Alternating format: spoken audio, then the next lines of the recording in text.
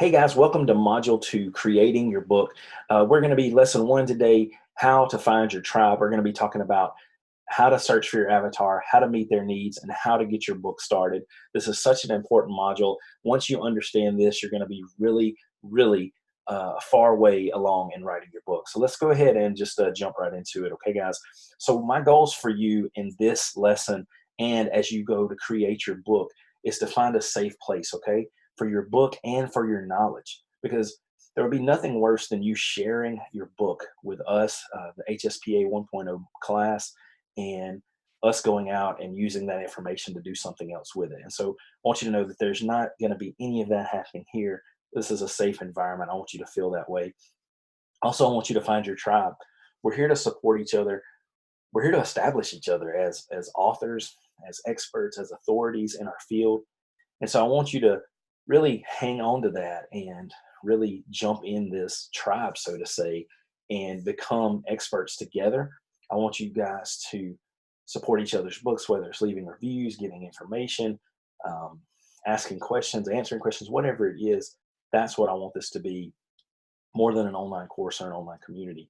So please, by all means, use the HSPA 1.0 Facebook page, ask question, answer them, and let's just support each other, guys. We want to be the authority. Your book shows that you are an authority and an expert. And that's really what I want you to be. Because when you are that, you can serve so many more people. Like we're on a mission to make 10,000 authors. And with those 10,000 authors, we can serve so many people that we want to do that. Expert status. Established and seen as an expert to your audiences and your peers. Guys, there's nothing worse than going to speak to other physical therapists or whatever, and nobody really listening to what you say. Now, there's some reasons behind that. There's some insecurities and things, but if you have a book, if you have your book with your name on it, and you can show it to people and say, hey, yeah, I wrote the book, I did the research, then you are an expert. I don't care what anybody says. You're going to be an expert in your field. So who are we going to write this book for? We're going to write it for the general public.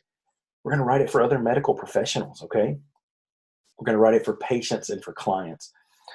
The books that I've written so far have been for patients and for clients. And so I've given patient information. But one of the next books I write is going to be for other clinicians, other medical professionals. So we have to know who we're writing that book for, because if we don't know, then we're not going to write it correctly. Write it for other PTs, OTs, medical students, medical doctors, chiropractors, whoever. Write it for children. Yeah, guys, I mean, we have to be clear on who our patient is, who our avatar is, and who we're writing for, okay? We can write adult and young and middle-aged adult books. The thing I want to get to you, across to you today, is that we're only writing our book for one person and one person only. If we aim to serve everybody, we're not going to serve anybody with our books. So we have to make sure that we're really after just that one person. So let's talk about this a little bit. Let's just kind of dive into this just a little. We're writing a book for the general public, and then we're going to go into, let's write one for women. We can break it down to moms, break it down to postpartum moms, postpartum depressed moms, and moms difficulty breastfeeding. Now, we can break that down further. That's a question. I know the answer is yes, but this is dear to me because my wife breastfed our kids, and my wife had a little bit of postpartum depression. So, I mean, this is not a book that I'm going to write because I'm not an expert in this, but this is a book that needs to be written, and I know it has been on multiple occasions, and can be written by any one of you if that's your love and that's your desire. Let's take this next one. Medical professionals, physical therapists, mobile PT, cash only, works with business owners and companies over 500,000 a year. That's how you're going to be breaking down your book, your avatar for people that you're going to write for. That specific. I mean, that's just a few levels. We can break it down even further. Okay. Last one, patients with back pain. People have back pain when they work out. They're doing Olympic lifts, squat, clean snatch, weights over 200 pounds. Or people over 200 pounds, whatever you want to do, you can break this down further and further and further. And I just want to show you guys that it's okay to break your books down and to niche down even further, because we're going to be targeting through our launch team and our marketing and things that we're going to learn about later, the people that you want to serve, okay? I can't serve everybody. I'm not trying to, but there are a lot of people that I can serve within that group. So that's what we want to do, is serve those people. So let's just break it down. Remember, we're going to write our book for one and only one person. That's it. If we're writing it for 20 people, then we're not going to be able to do it because we're going to be going off on tangents everywhere. But if we're focused on that one person, we're going to be able to do it. Okay, guys? So let's get to know our avatar a little bit. Let's get to know them intimately. Let's get to know what they are, who they are, where they're doing things. We want to name our avatar. We want to picture our avatar, and we want to equip them, okay? So we're going to get their name, we're going to get their looks, and we're going to get what they like and what they do. So this is a busy, busy slide. But I want to read it to you because this was my avatar at Vivian Physical Therapy, the PT clinic I had.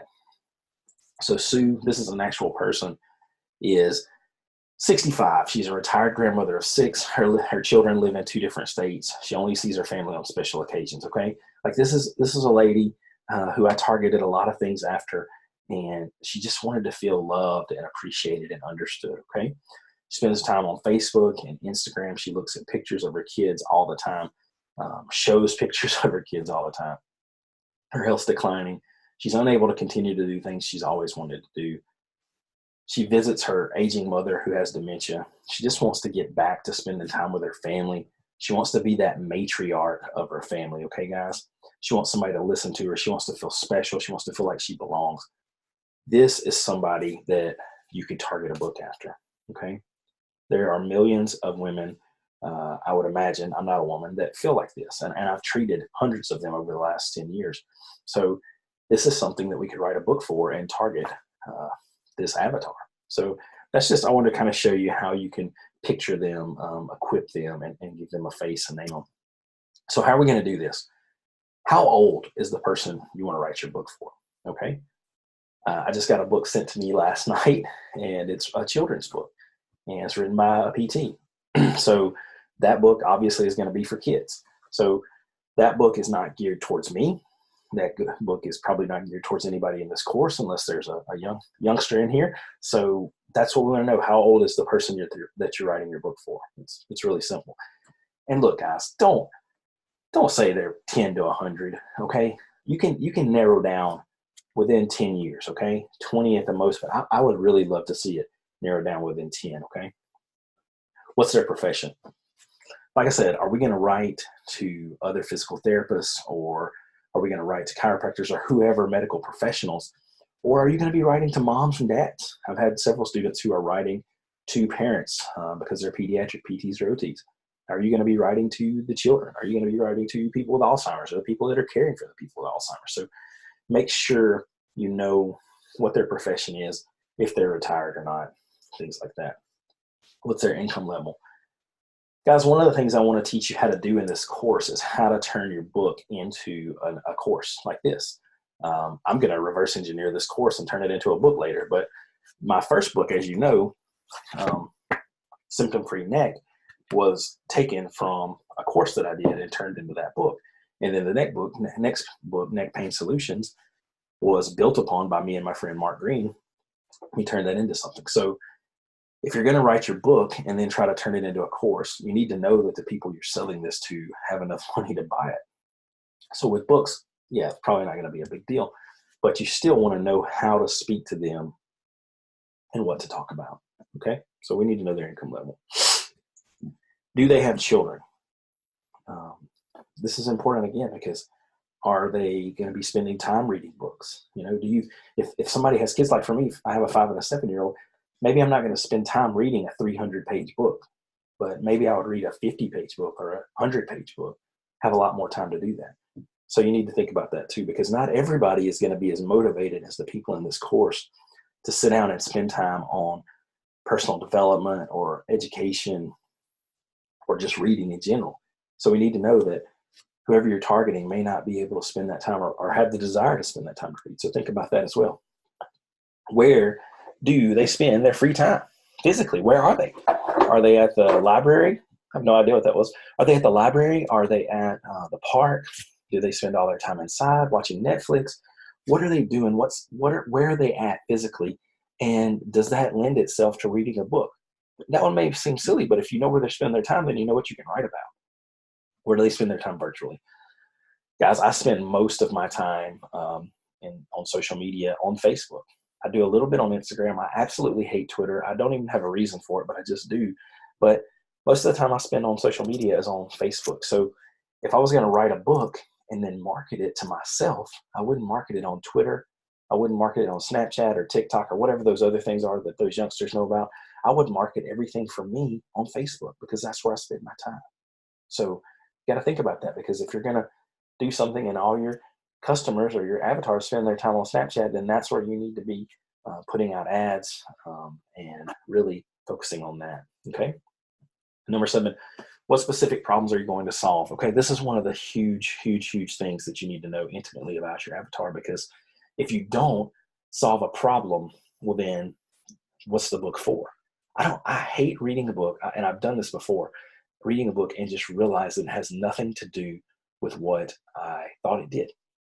As a matter of fact, years ago, when I was traveling to St. Augustine, Florida, I believe it's for my PT school interview, I was reading this book. It was a Christian book, and I can't remember exactly what it was about, but I read all the way through the book, and on like the last 30 pages, I stopped reading the book because I realized the guy did not believe in the things that I believed in, and I didn't agree with the stuff he was writing. And it was funny because I'd read the whole book, and then it was just got to this one section, and I was like, oh my gosh, this is complete junk, and I don't like this, nor do I agree with it. And so that book was not what I thought it was. And so if you write a book and you're solving a problem that you know about, and you're telling somebody that you're going to solve this problem, then make sure you do that. So you need to know their specific problems. You need to know their beliefs and things like that, so you can write to them accordingly. So this one is huge for me. And then, why do they need this problem solved? Is it male baldness? Because I mean, I don't need that problem solved anymore. I've given up on hair. I just shaved my head before I came in here. I've given up on that. I don't need that problem solved. But you know what? If I had some other things, if I could figure out how to get my kids to go to sleep every night without laying in the bed with them for 45 minutes, then that would be huge. And I'll tell you why that would solve my problem, because I would be able to spend more time with my wife. I love spending time with my kids, but at that moment, it's not absolutely necessary. They could just go to sleep without a fight. So I need that problem solved. So if you know how to do that, please do it. And number 8 will be great for me. But you need to know why they need their problem solved. You need to know their why. And how do you know that? You ask them. And I'll show you that later too. So what's the transformation you're going to give them? This book's going to take them through it, okay? So the book that you're writing should take them through a transformation. So it should be A to Z. Now, you don't have to put it in A to Z order, but it should be, I read this book and I didn't know how to solve my neck pain, and I now know how to solve my neck pain, okay? So you need to focus on the transformation that you're going to give them. Are there other complementary programs that you can add to your book to increase the likelihood of them reaching this transformation? Oh, too soon. So, when you write a book, do you need to add a website to the book? Do you need to add videos? Do you need to add other resources like I'm going to do with this course, guys? There's going to be PDFs and Google Docs and Facebook page and Q&A and all that stuff. Do you need to add that to the people that are reading your book? Maybe, maybe not. Maybe you don't need to educate them anymore. Maybe you don't need to do things. You do, because that's how we're going to use the book to get them in a funnel to serve them more. Okay. But if you don't, then that's great. But probably there's going to be some more complementary programs.